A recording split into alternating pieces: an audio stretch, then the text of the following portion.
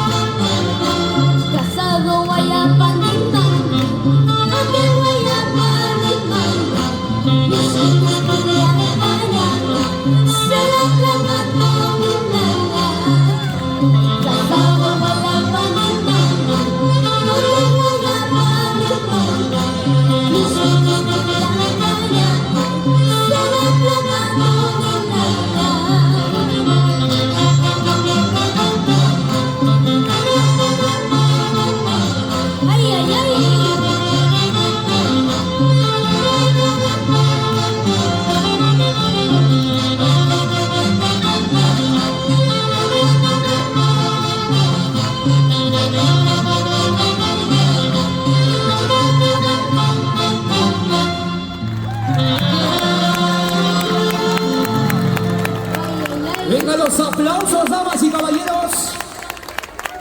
Muchas gracias, mi público querido. Tupananchi, Kama, Yacta, Masicuna. Yo ya me despido. Muchas gracias.